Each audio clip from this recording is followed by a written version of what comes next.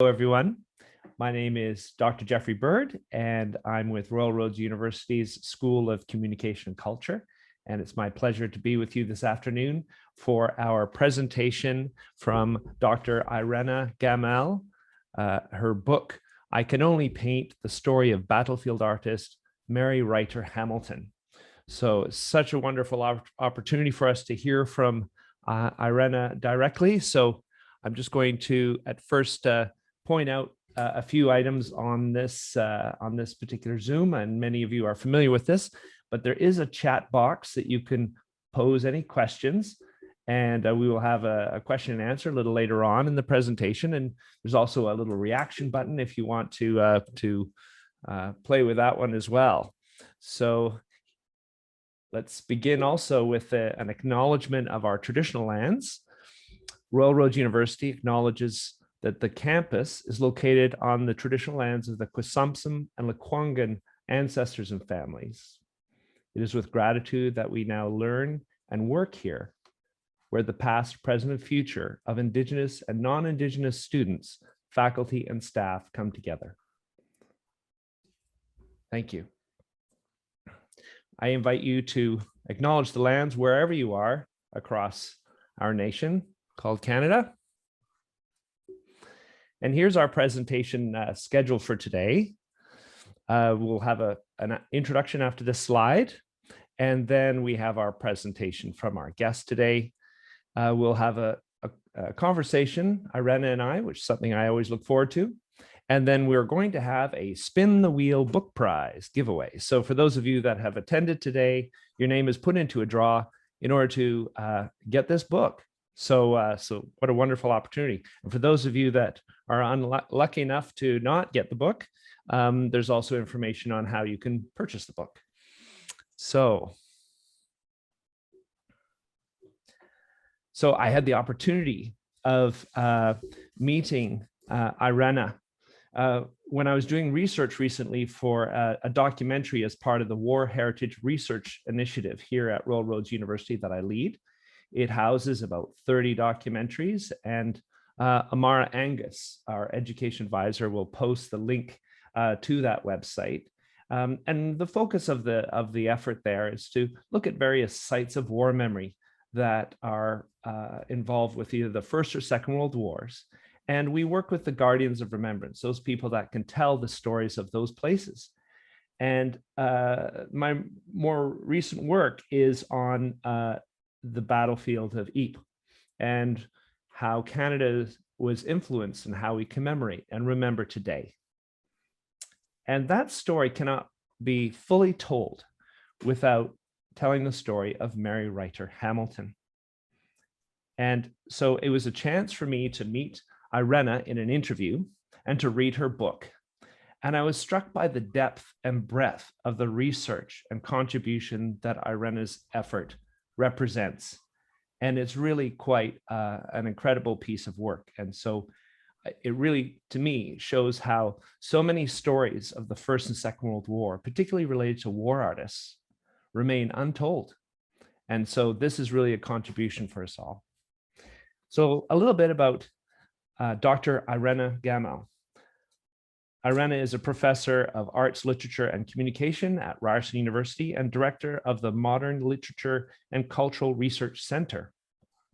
A cultural critic on women's heritage, Irene researches issues of gender, forgotten artists, and the First World War.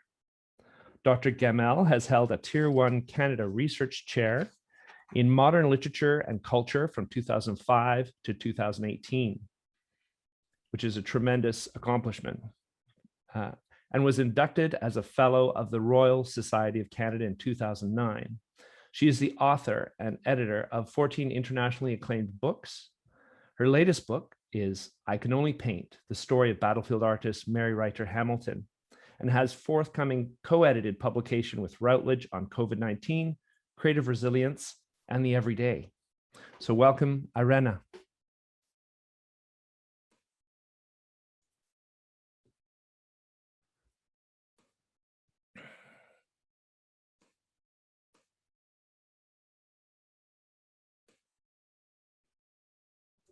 Thank you so much, Geoff, for this beautiful introduction. And also thank you for all of the work that you do, that you and your team do in terms of remembrance, your work on Eve.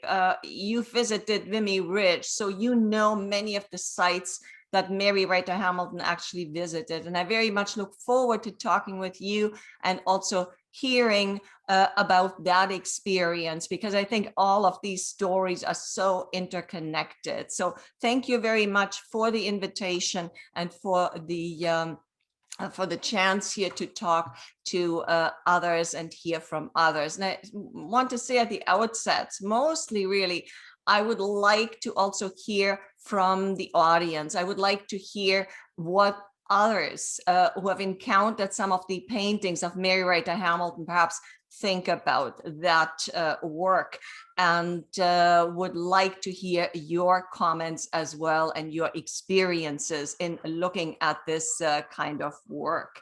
So I very much hope to talk to you for about 25 minutes today and then present a brief reading.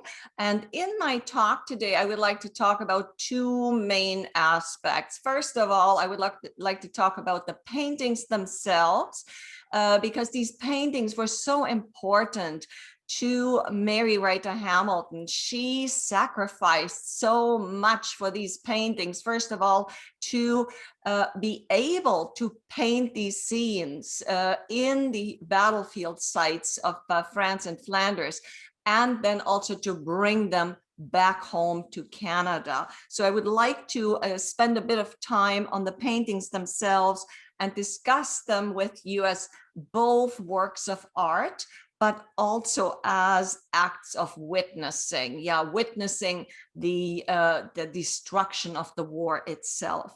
And then second, I would like to talk briefly about the writing of the book, because the book was quite the journey that took me 10 years. And so whenever we have these passionate projects, it's also interesting to step back and reflect a little bit on that process.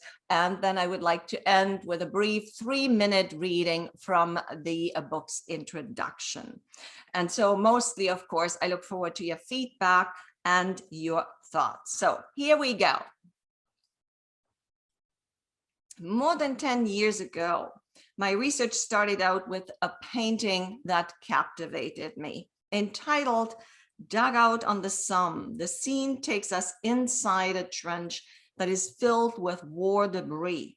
There's an odd sense of vibration here, as if this dugout was about to collapse. Only a sliver of the opaque sky is visible, as the artist relived and painted the vantage of the soldiers. Yeah, she's really taking us down inside the trench itself and making us feel and live that particular perspective, and making us in turn relive what she saw and felt on that particular day. She rendered the site with strong lines that draw the viewer's eye to the ground, the realm of the body, with debris, including a helmet, spilling toward the viewer in the foreground. This emotionally charged painting has haunted me and made me want to know more. What were the circumstances of the creation of this particular oil on simple cardboard? Who was this painter, and what made her do what she did? And why do we know so little about her? These were the questions that prompted my biography and long journey some 10 years ago. In fact, the artist was Mary Riter Hamilton, an Ontario-born painter trained in Berlin and Paris, who had settled on the West Coast in Victoria just before the war in 1913, and then moved to Vancouver during the war. She was a painter of renown, who by 1912 was painting evocative landscapes of Canada's West. And Hamilton at the time, and that's really quite startling to recall, was better known than Emily Carr. And of course, today, she's totally, entirely eclipsed by Emily Carr. But at the time, more people knew Mary Riter Hamilton than Carr. When the First World War broke out, Hamilton became deeply engaged in patriotic activity. For example, she was engaged in fundraising. She would donate some of her works that would be auctioned off for the Belgian Relief Fund and such action. Keen to see the war for herself, she applied to be a war artist, but was rejected not once, but multiple times.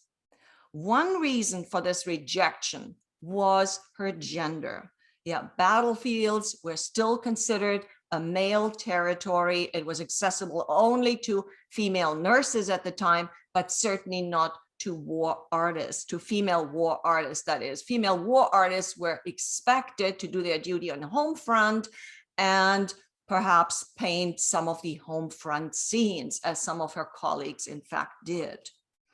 A second reason for her rejection was the falling out that she had had with the arts officials in Canada, who advised Lord Beaverbrook on the selection of artists for his Canadian War Memorial Fund.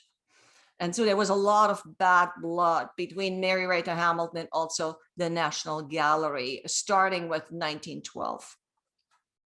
However, despite these rejections, Hamilton was determined. And I think you can see that determination in her face. Notice how she nails the camera in both of these shots. And that's an interesting feature because she was someone who certainly insisted on her own position and who also didn't hold back in sharing her own position.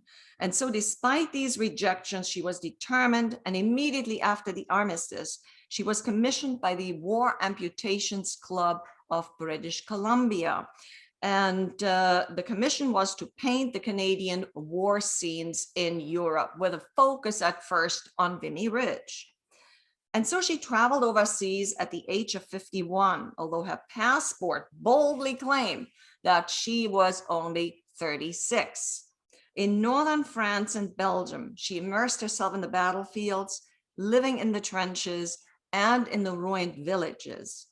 And so from 1919 to late 1921, she created a remarkable collection of 320 war paintings and sketches. And she used several mediums. Mostly she used oil, but she also sketched in charcoal, and she would draw in pencil. And she even prepared some etchings, a handful of etchings of the war scenes. And this experience itself would transform her and her style. Here we see her in the slide, empathic, but also determined, with a charismatic vision for what she wanted to achieve as she worked outside of the government's official war art program. When Hamilton arrived on the battlefields in April of 1919, she faced danger and desolation. The earth was scarred and poisoned with lingering gas shells. The soil was filled with bodies, fragmented human and animal remains. The land itself was a maze of trenches, craters, dugouts, traps, and barbed wire. In total, Canada had lost 67,000 soldiers, having participated in the war for 4 long years. In addition, there were a staggering 4 million Allied soldiers still missing in action. And of course, there were also the dead from the German side, all of them embedded in these battlefields. Here in the slide, we see the body bags collected by the war grave workers who were charged with the grisly task of burying the dead in 1919. And this was the exact same time that Hamilton was here and observing these scenes. It was like living in a graveyard, said Hamilton, who painted the many cemeteries that dotted the road. Since the dead were not repatriated, she knew that many families at home would never be able to make the trip to see their loved ones' graves. And so she challenged herself to travel to the most remote scenes and areas, including the Somme, as seen here in the in the two paintings at the top. In this, she developed a semiotics of mourning and remembering, the cruciform trees often participating in this mourning ritual. And while the cruciform trees were a popular staple in war art, she developed her own unique style and perspective. At the core of these works is Hamilton's empathy for the soldiers who had suffered and for the land and the towns that had been destroyed. Here we see her oil painting, Battlefields from Vimy Ridge, Lens Arras Road, with Mont Saint-Éloi in the background, its towers standing in timeless and calming blue. But there is also a tension. A mass cemetery stands at midfield, while in the foreground, the vivid colors of the muddy trenches speak of the anguish of lives lost. Today, this effort to render mass death and to mourn the dead is more important than ever as we confront our own sense of a surreal unreality when confronted with the ever-growing death statistics of COVID-19. In a ruined interior, Arras, she takes the viewer inside, articulating a woman's perspective and focusing on the interior, domestic spaces, communicating the anguish now from within. Refusing to paint from a safe vantage, she puts her body on the line, putting herself deep inside this collapsing structure. And I think that's one of the fascinating things. I'm sure that there were signs warning, do not enter, right outside. But what we often find with Mary Riter Hamilton is that she defies such orders and that she goes inside. And just imagining this decrepit situation and house and the danger that she put herself in by being deep inside, actually very far away from this exit. Through her own immersive and gendered style, Hamilton creates deeply ethical responses to the effects of World War I. At the same time, she courted danger by venturing deep inside collapsing houses, trenches, and tunnels. The dangers and difficulties became a central part of her creativity, fueling her work. In this, Hamilton's work and journey differed from that of official war artists. The official war artists typically made brief sketching trips to the battlefield and then prepared highly polished and often monumental paintings in their London and Paris studios. The most famous of these Canadian War Memorial Commission paintings was Richard Jack's The Second Battle of Ypres, shown here in the slide. And those of you who have seen it at the Canadian War Museum will recall this painting. It is huge, it is monumental, it is 6 meters long, and you almost have to step back in order to appreciate its fullness and then all of the fine details of this work itself. It depicts a dramatic reconstruction of the combat by using unrealistic 19th century war art conventions, although the artist had visited the battlefield after the fight. Even group of 7 artists, war artists that is, like Frederick Varley and Arthur Lisma, used photographs, which they combined often with their own experience to compose war paintings as amalgamated scenes.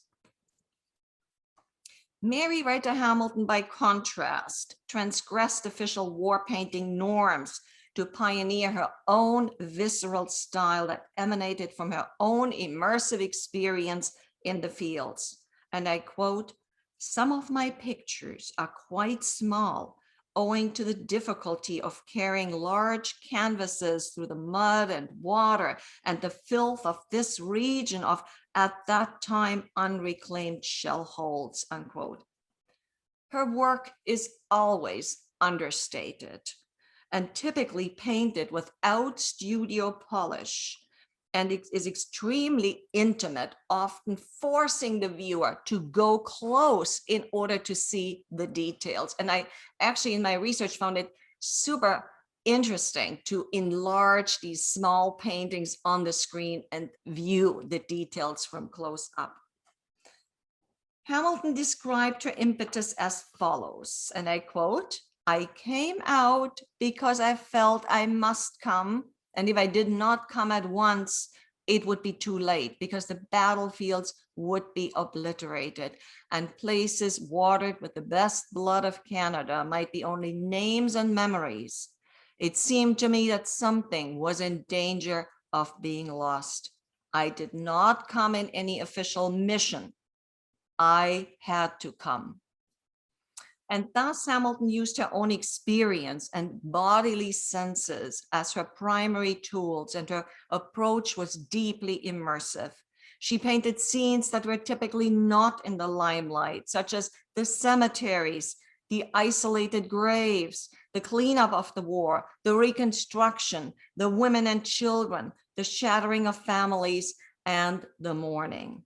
And I quote, "When I arrived at Vimy Ridge, it was snowing." She later wrote in a letter, "I'm glad I saw it under hard conditions." Exposing herself to the elements was Hamilton's way of getting close to the soldiers. After all, it was snowing on April the 9th, 1917, when the Canadians took Vimy Ridge. On her expedition, Hamilton overnighted in war-torn Nissen huts, erected for military shelter and storage, or in other makeshift shelters. And what I find fascinating is that here we see some of these representations of places where she stayed and where she overnighted. The first one on the left, top left, is at Comblain-l'Abbaye, which is in the rear of the Vimy Ridge, west of the Vimy Ridge. And the next one, also at the top, is at Écurie, where she stayed in late 1919, and Écurie is in the southern part of the Vimy Ridge. And then fascinating too is this bottom photograph. I still recall the moment when I first saw it because I was so touched by it. Here we see Mary Riter Hamilton in one of these primitive canvas huts. And you can see that the photographer captured her in the foreground here to the right, and she has fallen asleep. And in her hand, she still has a little sketch or plate. So she was still at work, falling asleep. And we can also see just how cramped this interior space is where she lived. And then right in front of us, at this back wall, you see her paintings lined up, these paintings that were with her. And looking at this through the computer and enlarging it, we are able to see, and I was certainly able to identify a good number of these paintings. And that's absolutely fascinating because it allows then also to date this particular image. By 1920, her war studio included a bombed out attic in Arras, France. She often ground her colors on the battlefield. And during this time, she also lived in extreme poverty, often starving herself in order to be able to pay for her painting supplies. In her work, Hamilton consistently centralizes the cross, the physical marker for the dead. Here, we see Hamilton's evocative oil with the elaborate title, "Gun Emplacements, Farbus Wood, Vimy Ridge," a site located on the eastern side of the Vimy Ridge, which was occupied and heavily fortified by German gunners in 1917. In the foreground, the shell rips into the earth, a movement so aggressive that it pushes the land and destabilizes the white cross behind, pulling it into the realm of forgetting. From August 1919 into 1920, when Hamilton had her camp in Écurie, the southwestern flank of the Vimy Ridge, She lived in walking distance of the so-called labyrinth, or the underground military villages where military engineers, the so-called zappers, had blown up thousands of people with mining explosions, creating mass graves. Here, she grapples with representing mass death in a work entitled Memorial for the 2nd Canadian Division in a mine crater near Neuville-Saint-Vaast. Normally, we expect graves to be covered, but here it is open, an alarmingly deep hole, whereby the cutaway gives viewers a startling, open perspective, confronting us with the shocking decimation of an entire regiment. The purple walls of this giant cavity speaks of the absence of a large group. Also from her vantage point at Écurie, she painted remains of the church at Neuville-Saint-Vaast as seen in the slide. Here, she includes mourners at the top of the street, and we look at others here. With this painting, we look at others sort of looking at or affected by death. And in this cross-generational family of mourners, we really have a family here that shows the grandparents. It also shows what is probably the daughter-in-law, and then the grandson. So in this cross-generational family of mourners, the physical gap in the family line suggests an absent son who would complete the line. The mourning mother of this absent son in the center faces the ruin directly, while her husband to the left turns away from the scene, lost amid the mountain of rubble behind him, perhaps too old to begin the process of reconstructing. In filling the shell holes in no man's land, seen in the slide, she depicted scenes of restoration and repair. This later work shifting her emphasis, focusing also on the teamwork required to repair the damage. Thus, her alternate history tracked the difficult labor of turning contaminated lands and ruined towns into places of new community action. Specifically, her dual focus on the parallel themes of destruction and reconstruction, upheaval and recovery was a key strategy in her work. This slide shows her depiction of marketplace among the ruins of Ypres. Whereas in 1919, only a couple of stands rose under simple umbrellas. By 1920, tightly stacked awnings fill the left side of the painting with the cloth hall on the right. Customers crowd in where the yellow, orange, and green merchandise flashes on the tables, life emerging against the ruins of the town. In the center, she recorded the figures in black, revealing the grieving family members at a distance amid signs of hope and new life. Yet despite the novelty and importance of Hamilton's Reconstruction themes, these concerns have remained largely unrepresented in the scholarship of war art. They are the more unglamorous images that cannot easily function as images of national glory. And so Hamilton herself was forgotten after the war, her work marginalized for many decades. And yet, as I argue, she and her work should be remembered, especially because of the alternate history that is being represented here, and also because she herself paid a heavy price in securing this work that yields so much insight today, not only about the upheaval of war, but about the recovery. Perhaps her most apocalyptic work, Clearing the Battlefields of Flanders, painted in 1921, depicts a darkening scene in oil on cardboard. This is a battlefield inferno 3 years after the war's end.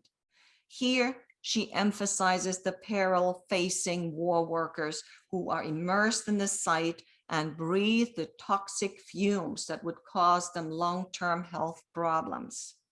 She opens the viewer's eyes to the dangers surrounding those who braved the post-war battlefields, not the least of whom was Hamilton herself. With her large body of paintings, how did her body and mind respond to her prolonged exposure to the raw post-war battlefield? My book explores precisely the transformation that Mary Riter Hamilton underwent during her expedition from 1919 to 1921. Her focus on including alternate stories, the destroyed landscape, the sense of nothingness and desolation, the dead and mourning families, and the war workers instead of the famous commanders, made it more difficult for her to become a national icon. And so, except for feminists, the war amps, and a few fans, she was overlooked and largely written out of official history and war art history. While 227 of her works are available through Library and Archives Canada, only a part of these can be seen online. Another 100 paintings, those that were not part of the original donation to Library and Archives Canada, are widely dispersed today. This is because she refused to sell her war work, giving them instead as gifts to friends and family. And I want to end now by talking briefly about the writing of the book itself. I've written several biographies, but Hamilton's is unique in that the research method included traveling to the battlefields of the First World War. I used the paintings themselves as a guide to travel in Hamilton's footsteps to the different sites, which brought me close to her and close to the landscapes. And it was really quite interesting because I had my binder with me. So wherever I went, whether it was Ypres or Arras or Monchy-le-Preux, I would show people the paintings themselves, and they would often be helpful in pointing me in the right direction. In this journey, I carried my iPhone, a notebook, and I traveled in a car, which constantly reminded me that she had to travel on foot, trekking through dangerous and muddy trenches while carrying a heavy load, her canvas, painting supplies, water, and food. Because there were few records in the official archives, my research had to rely on countless family archives, which involved an intricate journey across Canada. In Vancouver, Ronald T. Riter, the executor of the Hamilton estate, opened his private home, taking me all the way up the stairs to their personal bedroom, where he pulled several paintings from underneath the bed. And here we can see him. He's a very shy man, and he's behind this painting over here. It's a very sort of apropos photograph.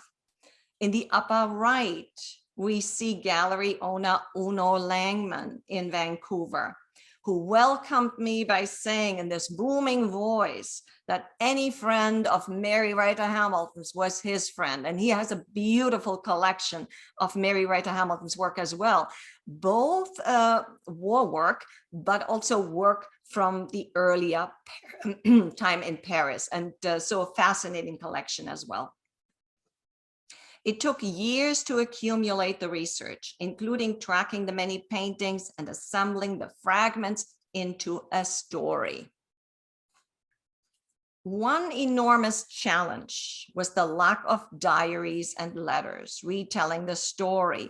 As Hamilton herself claimed in an interview, "I cannot talk, I can only paint," which became the title for my book. And of course, while it's fascinating to follow the paintings, when we write a biography, we need more than the paintings. We need a voice as well to articulate how the subject is affected by this. The first time I felt I heard her voice was the day when I received a shoebox with 26 of Hamilton's battlefield letters, and they were donated to my MLC Research Center in 2015.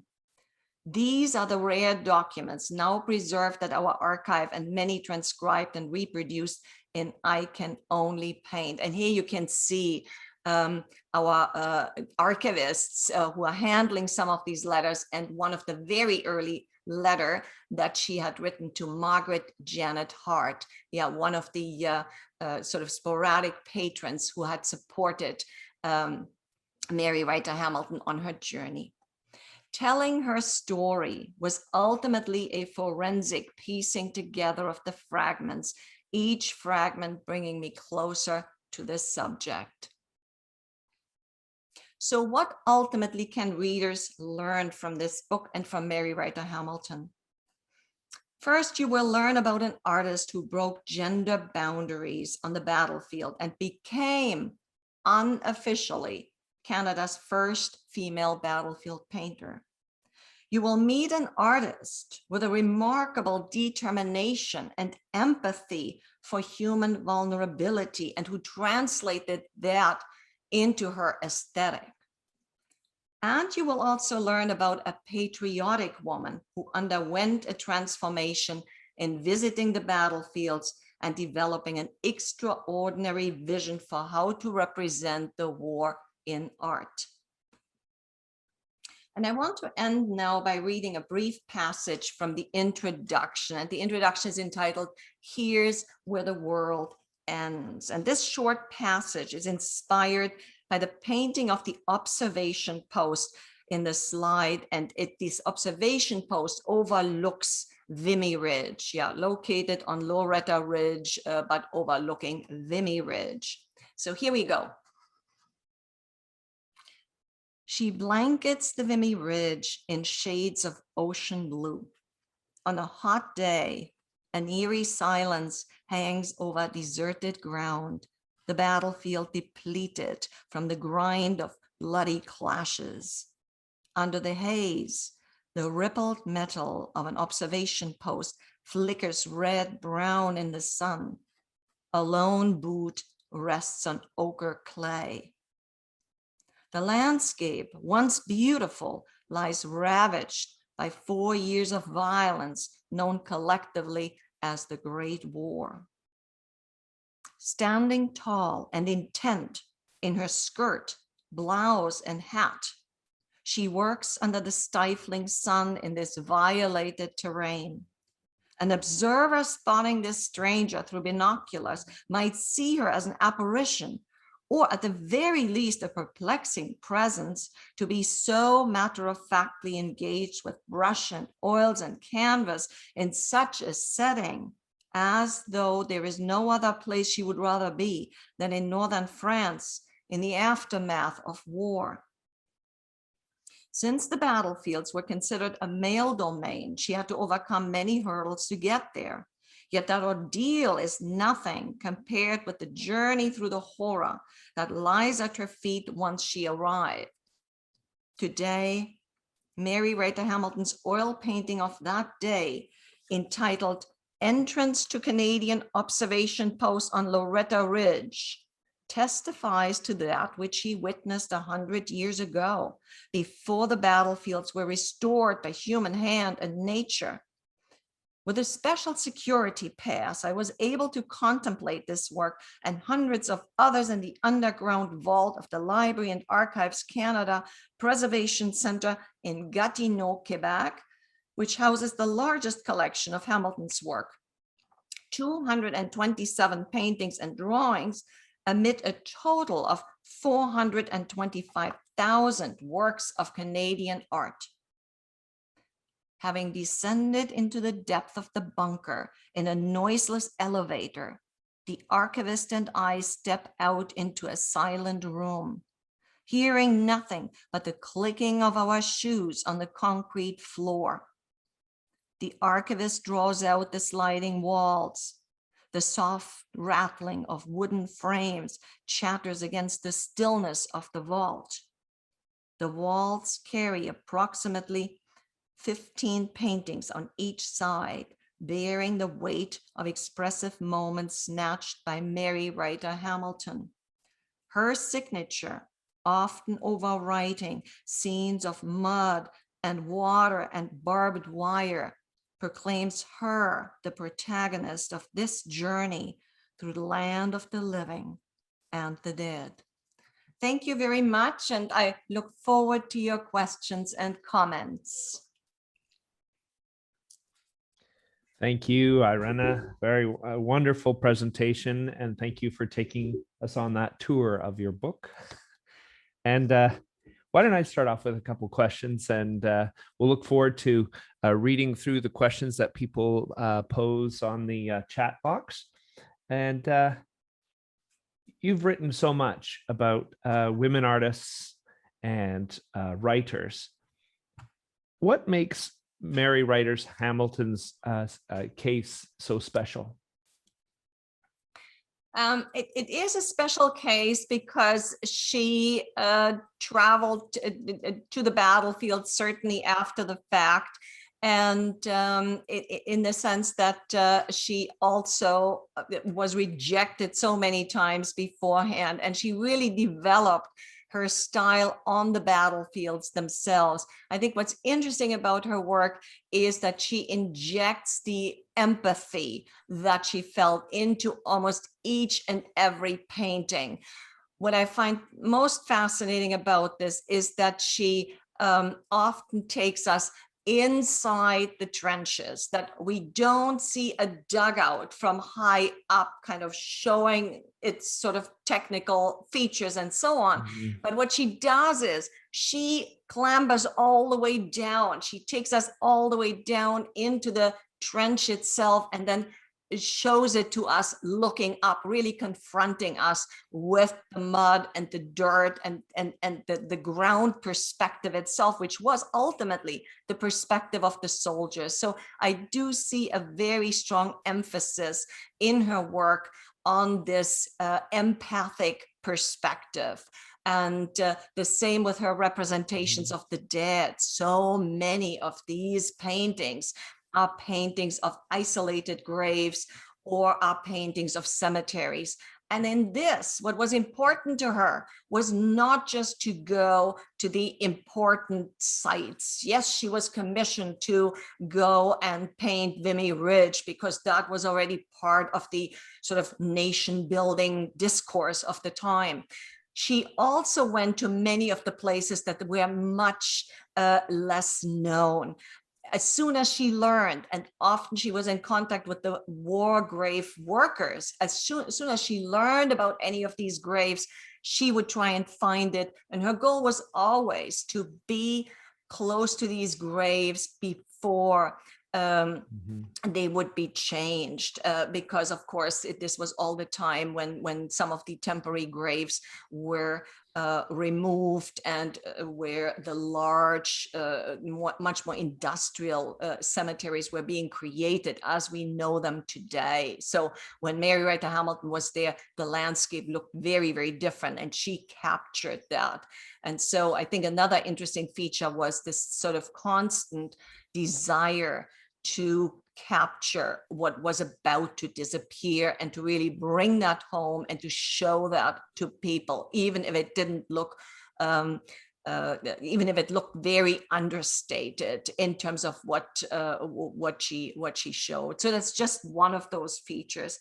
Mm-hmm. And I should also say that what's truly unique about it is that she brought home 320 of these paintings. That's many more paintings than any of the official Canadian war artists. The next one who also had a lot of war paintings is David Milne, who also painted a lot after the war, but he has about a third of that number. So she stayed very long within this particular situation because it was so important to her to capture a full picture. Mm. You mentioned that number, 320 works of art. I believe the War Memorials Fund in total produced some 700 works. And so we have a woman in her 50s in a war zone as it's getting cleaned up. She's there for 2 years. She's producing work every day practically. And what was the impact on her after the war, after her time in Europe? And what's the significance of this for us today? Good question. I mean, the impact was enormous on her. She stayed in the fields for 2.5 years and with very little break. So that was another very important difference to what many of the official war artists did. Their journeys were typically much tighter, much shorter. And then they would head to their studios in London, into Paris, and would complete the works there. And in Mary Riter Hamilton's case, she was right there and she stayed there. So she also suffered the impact of the battlefield. And then, of course, she created very important narratives of mourning. That was an important feature, communicating her empathy for those who had suffered. And that's a very important story in that it highlights also, and it connects, I would say, with our own experience of the pandemic today. I was kind of encountering this sense when we lived through this awful pandemic, looking at the statistics, this weird, surreal sense of abstraction in looking at death statistics and trying to imagine what these numbers mean and how we will mourn the dead of that particular situation. And I think Mary Riter Hamilton, with her empathy, with her perspective, provides a very important lens. And in addition to that, I would also say her story is also a woman's story, and it is about women's empowerment. She was told, you can't go and paint the battlefields, but Mary Riter Hamilton wanted to paint the battlefield. She wanted to see the situation for herself. She wanted to feel the situation getting there. And there was a strong sort of awareness that newspapers did not always tell the full story. So she was committed to seeing this for herself and to reporting the truth. And that's what she tried to communicate. So I think the sort of refusal to be put in her place when she was told you can't go, that refusal to accept this rejection is also something that belongs to the story of Mary Riter Hamilton, the defiance of what the authorities told her, and the fact that she even says, I did not come in any official mission. Yeah, in a way, she did not need that official mission. Now, in all fairness, she did have some support from the military. She was embedded by the military. She certainly lived in Comblain-l'Abbé, which was a military camp. Later on, she lived in Écurie, which was another military camp. But the second half, she was pretty much on her own, and she determined how she wanted this journey to continue. And so that's a fascinating story. It's a fascinating gendered story as well.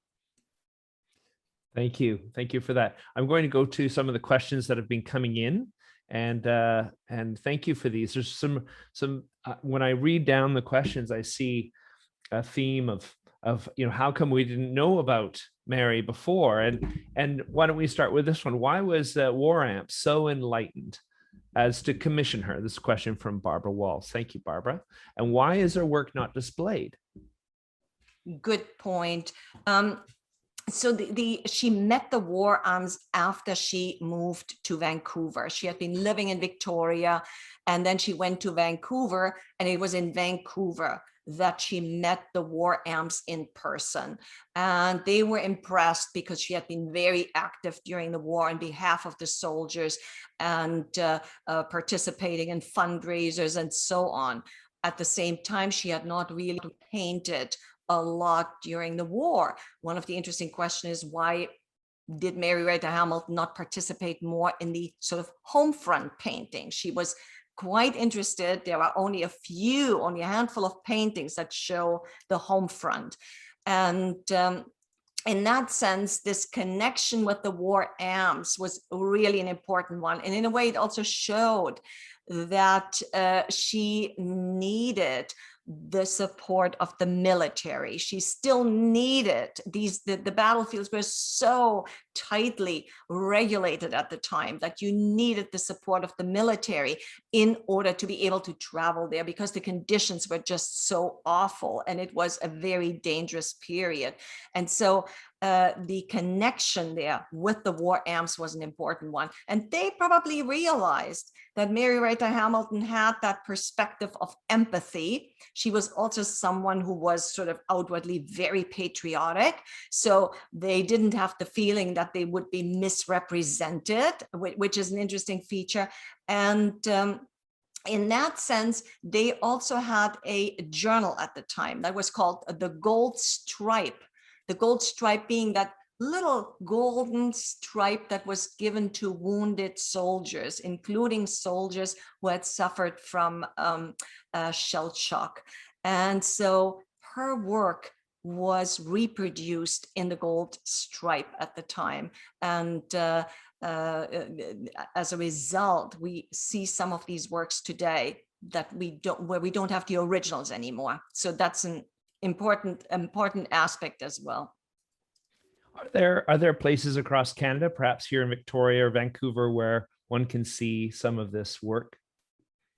There is in Westminster. The Westminster Regimental Museum has some fascinating works. And as we know, these regimental museums are very much underfunded. So the regimental museums do the best they can in order to showcase this work.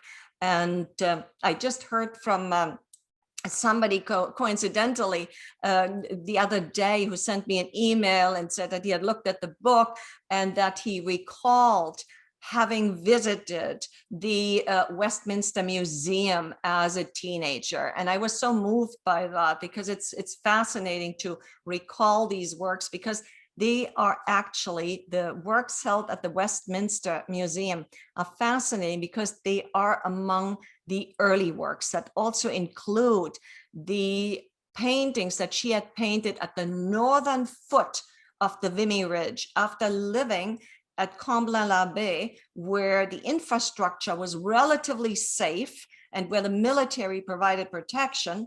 She insisted on heading up north and going to the northern foot, and that was an area that was really entirely destroyed. There was nothing there but destruction. And within that context, though, she was able to paint some fascinating scenes, sort of battlefields that looked as if the soldiers had just left.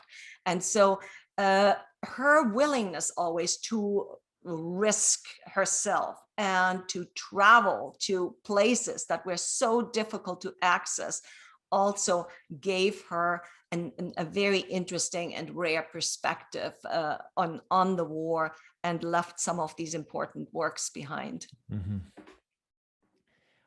Often, I'm sure you find the story is both about the art and the artist. And there's a couple of questions here that speak about the artist. And Richard Lindsay has asked about, where did her defiance come from? And related to that is, how would you characterize her politics, her outlook on the war, and did it change from prior to going to when she came back? Where did her defiance come from? Yeah. Good point. The defiance certainly came through her background. She was the daughter of settlers who had fallen upon hard times, and they lost their farm when Mary was just a few months old. They lost their whole existence, and they spent the rest of their life trying to recover from these losses. So she was really born into relatively poor surroundings. And in a sense, that defined her. And she was a very proud woman. She's also often described as quite humble in not making many demands.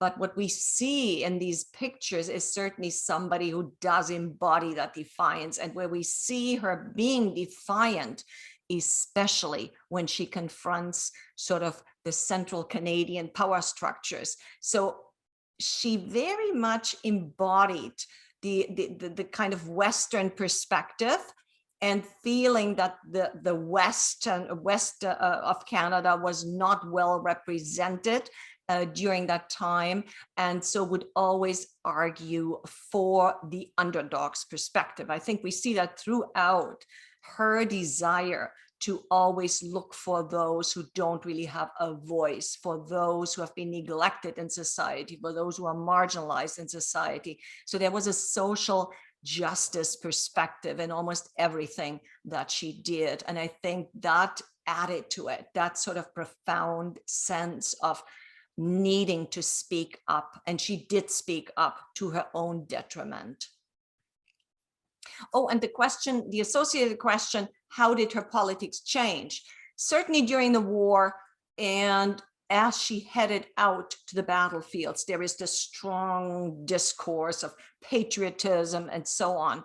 And that changed, certainly. She never entirely abandoned this patriotic discourse, but it certainly changed in bringing in sort of she said at one point to her friend Rosalind Young in Victoria, you really need to see it. You need to be here to see this, to see what this terrible war has done. It's one tragedy after another, and I can't even look at these graves without tears in my eyes. So in that sense, she also embodied this power of witnessing in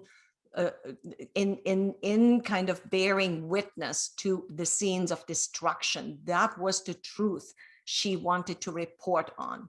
And if that interfered with the more patriotic vision, I don't think Mary Riter Hamilton thought about that very long or deep. It was important to her to communicate the truth of what she saw. And in that, she was also quite sensitive, in that she did not convey representations that were sensationalist, except maybe for one painting. All of her paintings are more in that understated category, but certainly a painting that conveys empathy and that conveys emotion. So her emotion in experiencing the scenes is always on display. And that's important because she wants to draw the reader in. She wants to prevent that forgetfulness. She wants to recall the pain of those who have suffered, and wants to pay tribute in a way too to the families of those who have suffered. Yes, I wonder if she lived at the end of Cook Street. I believe there's a painting the south end of Cook Street close to Dallas Road, and if she was living there during the First World War here in Victoria, she would have been quite close to the practice trenches that had been dug along Dallas Road. And this is so fascinating. Yeah. And as an artist, I wonder, she had that beautiful view of the mountains and the strait. And then as the war progressed, the use of the trench as part of a firing range that existed, it must have been a kind of a presence for her, even in far off Victoria, so far away from the battlefields. But here's a question from, I believe it's from Susan and Robert Amos. And the question is, where did her vision come from? So why was recording the devastation of the First World War so important for her? And what made her such a strong woman in that day and age, in her upbringing? Good point. Why record these scenes? And I think the quick answer is, it was important to her not to forget. The point is, when somebody dies, there is always the loss of that particular person. that needs to be mourned. At the same time, there is also this element of the second death, when we forget about the person altogether. So it was important to her not to forget about the people who have died, because when we think about wars, there's often a very typical feature, and that is wars are being fought and they are very much in the limelight of the media. And then after the war is done, there is a kind of desire, let's move on to something that's normal again. There is other things to do, and there is a sense of forgetfulness. And for her, it was important to not forget the suffering that had taken place. And I think she did that, she modeled that in a very positive way, and not in an obsessive way. She never went to the extent that she would have focused on just the sort of battlefield as a fetish that needs to be maintained above all and so forth. It was equally important to her to then trace the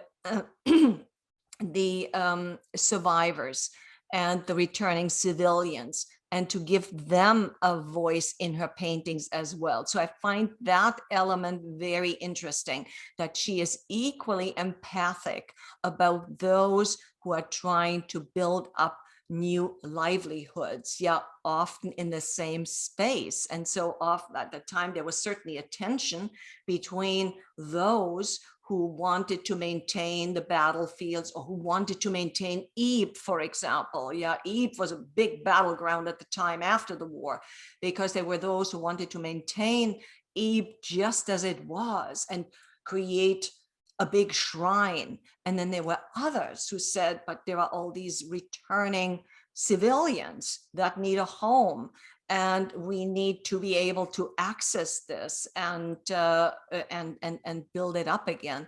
And Mary Riter Hamilton was in the midst thereof, and she communicates that very tension in her work. So I'm quite intrigued by that sensitivity and by the nuancing that she practices in looking at this. And what was the second part of there was a second part of the question? Sorry? It was about her upbringing, and how did her upbringing make her such a strong woman? So her upbringing, I think I would highlight the fact that she was a member of a large family. There were 5 children.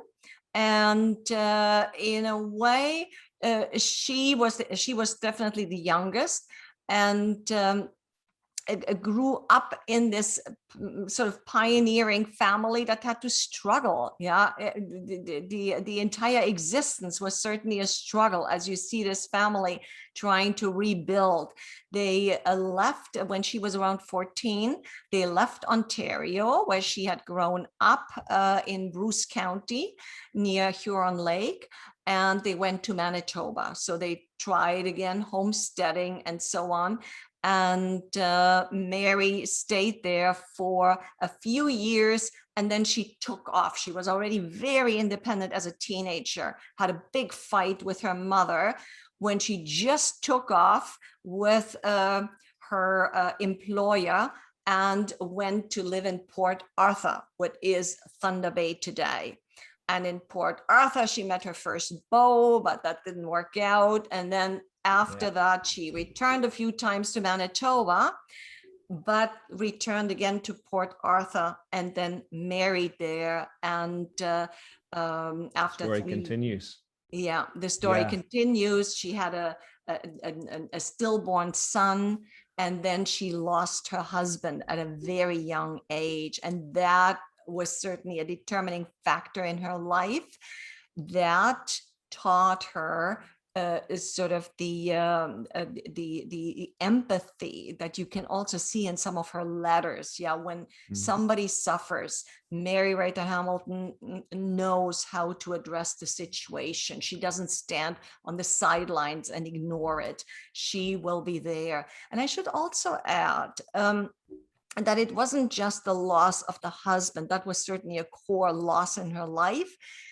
but she had also lost siblings very early in life. So there was an accumulation of losses. Yeah, this was a woman who knew what it meant to lose loved ones and have to deal with it and come out of it and survive and be strong and so on.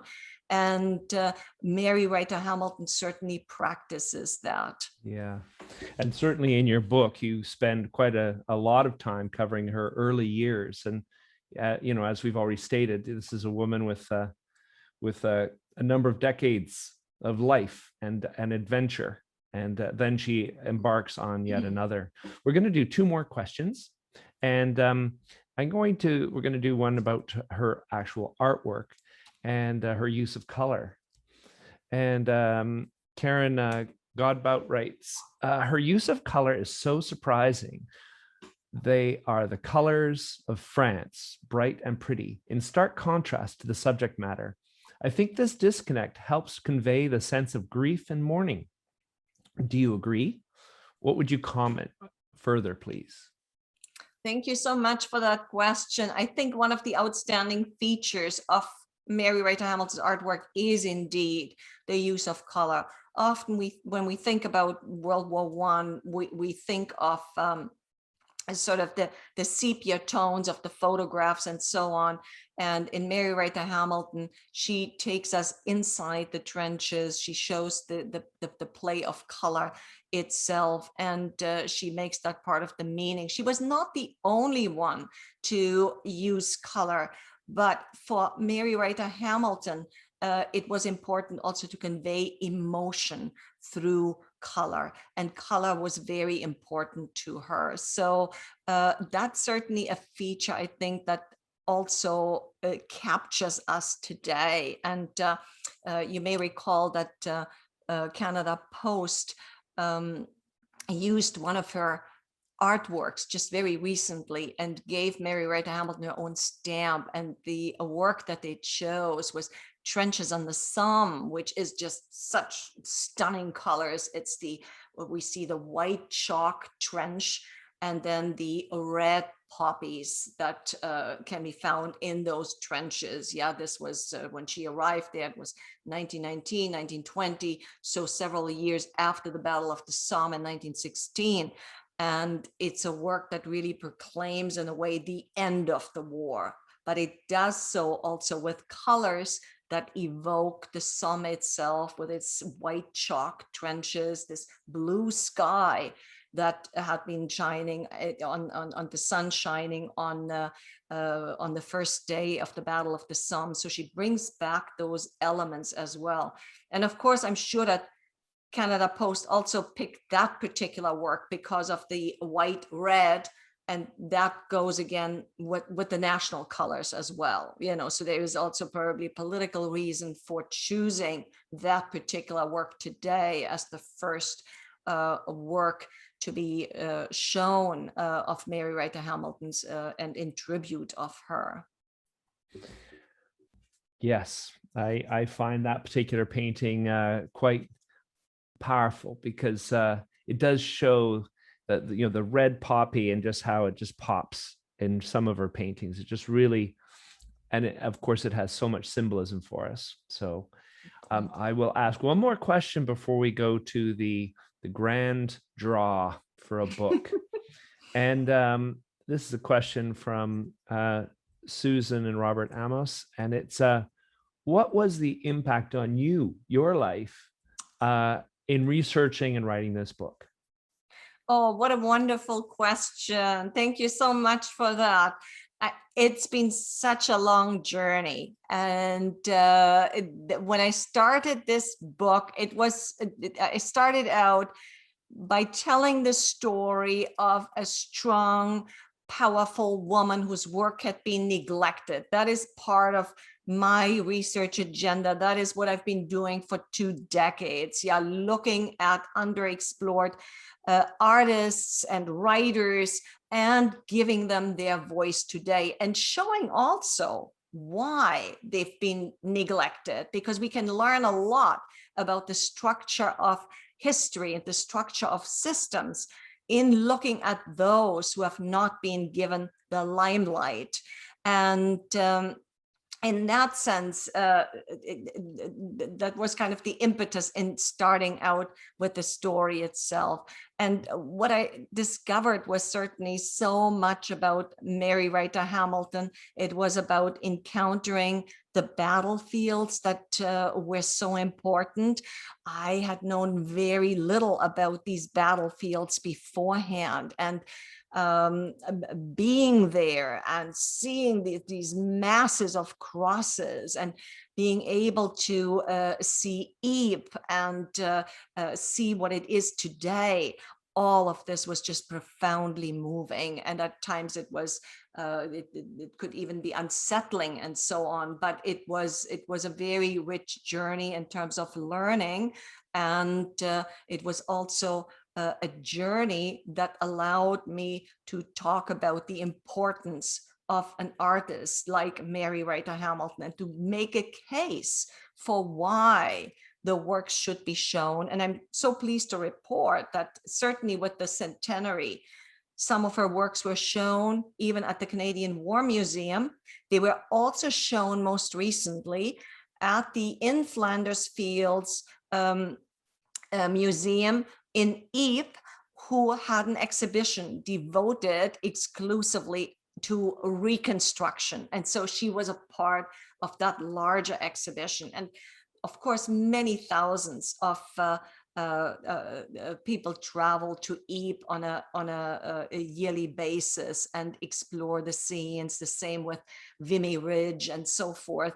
And so it's an important exploration. And I think she kind of is part of that. She gives us a sort of entry point into experiencing these scenes from a very special perspective, from a very unique perspective, and a very personal perspective as well. Well, thank you very much, Irene. And I just wanted to say thank you to those of you that have been posting links on the site. I saw John Coheen posted a link to Mary Riter Hamilton's paintings at the Westminster Regiment's Museum, and Karen Charlebois, who's with the War Heritage Research Initiative. She's our research archivist, and Amara Angus. So thank you very much for all your support. And I'm now going to turn it over to Cameron McDonald, who's a research coordinator with your center, and he's going to do our draw. So you have to actually be in the room to receive the book. And I believe there's also information about how to contact the publisher for a discount also to be posted, I believe, or has been already sent out to people. I think Amara is going to help me with that. Okay, so over to you, Cameron. Awesome. Thank you so much, Geoff, Amara, and the whole Royal Roads University team. It's been a pleasure for you to host us here, and just such a wonderful talk. I always love hearing about Mary Riter Hamilton's work. I see Amara's posted the details about the book in the chat. So if you are interested and you unfortunately do not win our raffle today, if you would like to still purchase a book, the MQUP, the McGill Queen's University Press, is offering a discount for all attendees today at 20% off. You just go to mqup.ca and you can insert the promo code MQSP at the checkout, and that's available until the end of August. But without further ado, let me get to our spinning wheel here and start our raffle.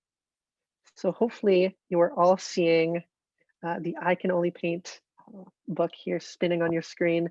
Now I'm just going to click this in about 5 to 10 seconds or so. We will have our winner from the participants. So here we go.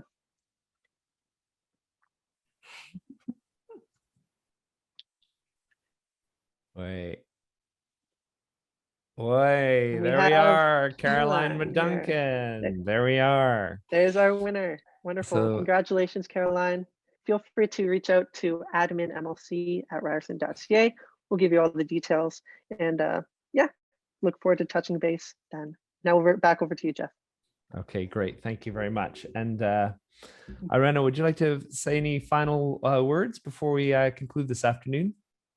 Just thank you so much for your interest and for kind of bringing Mary Riter Hamilton to life through a forum such as this one. It's been absolutely wonderful being able to talk about her with you, with the audience, and also sensing the very deep interest. And finally, I would like to say just thank you also to all of those who helped with this event today. It's so lovely to see you all and to have you help out, and it means a lot.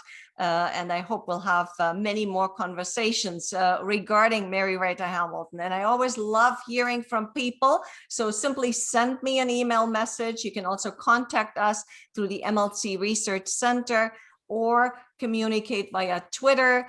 And would love to hear what you think about the book, what you think about Mary Riter Hamilton's work. And we'll continue the conversation. Thank you very much. Great, great. Thank you very much, Irene. And I just want to acknowledge, so we had Cameron McDonald and Jason Wang, as well as Amara Angus, who were our organizers and who made this possible today. So thank you very much to you. And I know that there might be an event that Amara is going to post just to say about another speaker that's going to come up that's sponsored by School of Communication and Culture. And if you're interested, always check out the Royal Roads website for upcoming presentations. We certainly love to have you all join us. And I wish you all a lovely weekend. And thank you very much for joining us today. Bye for now. Thank you. Bye-bye.